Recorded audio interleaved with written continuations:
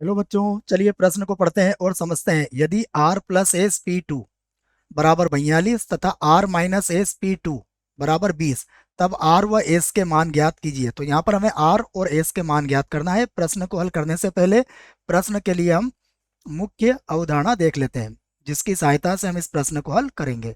तो मुख्य अवधारणा में हम एनपीआर का एक सूत्र लिखेंगे, जिसका प्रयोग इस प्रश्न में किया जाएगा। देखिए, मैं यहाँ पर सूत्र लिख देता हूँ। N P R, N P R का मतलब होता है एन वस्तुओं में से आर वस्तुओं को लेकर बनने वाले क्रमचयों की संख्या, और इसको हम लिखते हैं एन का फैक्टोरियल बटा एन माइनस आर का फैक्टोरियल। अब प्रश्न ये उठता है कि यह फैक्टोरियल क्या होता है, तो हम इस फैक्टोरियल को भी समझ लेते हैं। फैक्टोरियल का मतलब होता है क्रमागत एन प्राकृत संख्याओं का गुणनफल। जब हम एन प्राकृत संख्याओं को क्रमागत गुणा करते हैं प्रारंभ से, तो उस वह फैक्टोरियल के बराबर होता है। अर्थात जैसे हम कहें एन का फैक्टोरियल, अर्थात ये होगा एन, एन माइनस एक मतलब उससे एक कम प्राकृत संख्या, फिर एन माइनस दो अर्थात उससे कम प्राकृत संख्या। और इस प्रकार जब आप इनको गुणा करोगे तो इसका अंतिम पद क्या होगा, प्राकृत संख्या एक, और इधर आपका कितना आ जाएगा, दो। इस प्रकार इधर बढ़ते चले जाएगी प्राकृत संख्याएं। ये होता है। अगर हम इसको और समझें तो देखो, इसका मतलब ये होता है कि यदि हम एन फैक्टोरियल को ऐसे लिखें कि एन इसको बाहर ले लें, तो ये एन माइनस एक का फैक्टोरियल बन जाएगा, मतलब एक कम हो जाएगा उसमें से। हम इसे ऐसा भी लिख सकते हैं, एन एन माइनस एक, और यहाँ पर लिख दें हम एन माइनस दो का फैक्टोरियल। इस प्रकार हम इसे लिख सकते हैं। चलिए प्रश्न में जो दिया है उसे भी लिख लेते हैं। तो हमें क्या दिया है, हमें दिया है, हमें दो बातें दी हुई है, जिसमें से हम पहली बातों को लिखेंगे और हल करेंगे। देखो, सबसे पहले हमें दिया हुआ है R plus S P two. यह किसके बराबर दिया हुआ है हमें, यह दिया हुआ हमें 42 के बराबर। अब देखिए, अगर हम यहाँ पर एनपीआर का सूत्र लगाएं तो यह होगा आर प्लस एस, और यह फैक्टोरियल में आ जाएगा, और बटा कितना होगा, R plus S, R plus S, और माइनस दो हो जाएगा, और यहाँ पर लग जाएगा इसका फैक्टोरियल। और बराबर कितना है ये बराबर है 42 के। अब जैसा मैंने आपको समझाया कि यदि हम इसके अंश में r प्लस एस को फैक्टोरियल के बाहर लेते हैं तो उसमें एक की कमी आ जाएगी, जैसा मैंने आपको यहाँ पर भी समझाया था। वही काम हम यहाँ पर करेंगे। देखो, तो अब हम इसे लिख सकते हैं r प्लस एस। देखिए, मैं इसको बाहर ले लूंगा, उसके बाद r plus S minus one को भी मैं बाहर ले लूंगा। तो अब मेरे पास क्या बचेगा, r प्लस एस माइनस एक, और इस माइनस एक तो हमने ले लिया था, तो यहाँ माइनस दो बच जाएगा बच्चों। ठीक है, इस एक को हटा के क्या लिख लेते हैं हम, यहाँ पर दो का प्रयोग कर लेते हैं, तो यहाँ पर आएगा माइनस दो, और इसका क्या बन जाएगा, फैक्टोरियल। और अब देखिए बटे में कितना था, बटे में देखें तो हमारे पास था आर प्लस एस और माइनस का दो, और इस पूरे का फैक्टोरियल। और बराबर देखिए, बराबर देखेंगे तो बराबर कितना है हमारे पास, बराबर है हमारे पास 42।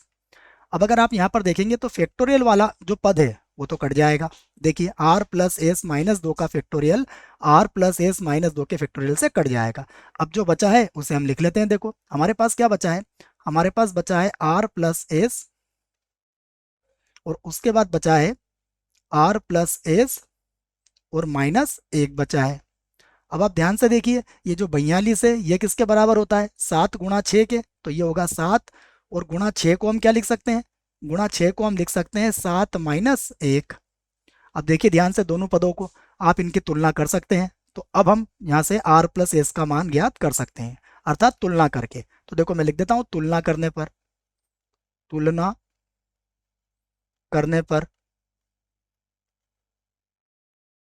यदि हम इसकी तुलना करें तो देखो r प्लस एस 7 के बराबर हो जाएगा। आप लिख सकते हैं इस बात को, तुलना करने पर r प्लस एस, इसका मान किसके बराबर आएगा, 7 के बराबर आएगा, और हम इसे समीकरण एक बना लेते हैं।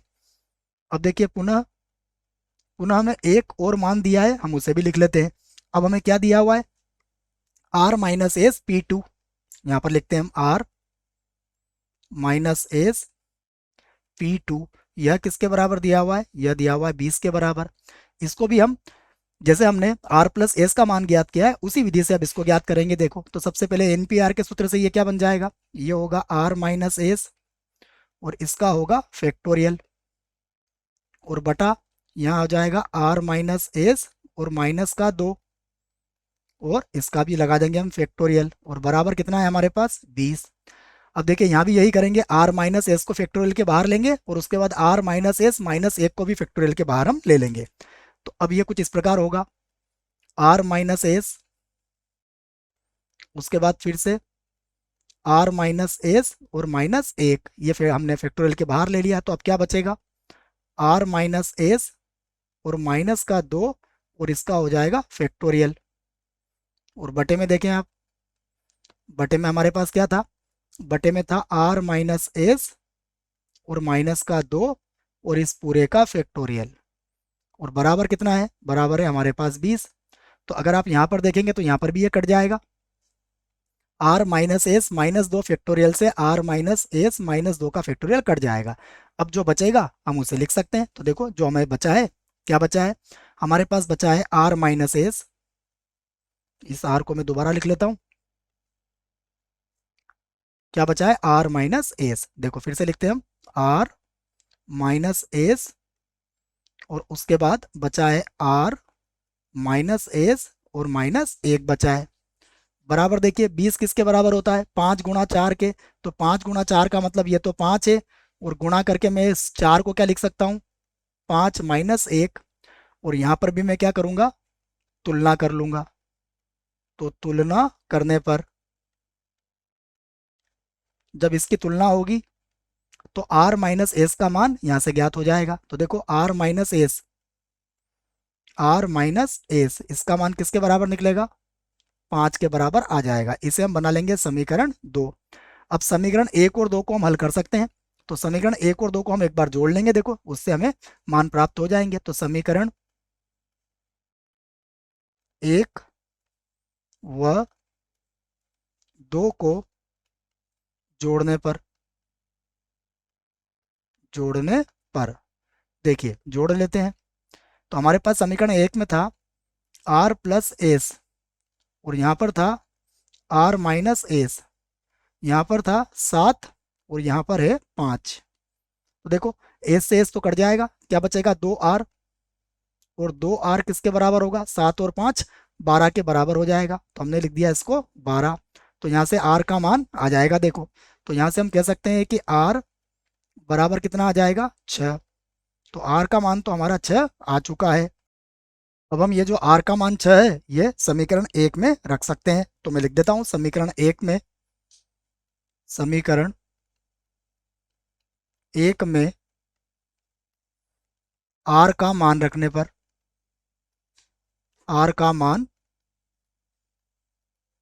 रखने पर देखिए जब r का मान रखेंगे तो r का मान हमें कितना प्राप्त हुआ है, 6 प्लस का हो जाएगा s, है ना। r का मान हम एक बार और देख लेते हैं, 6 था, हाँ 6 था और बराबर कितना है 7।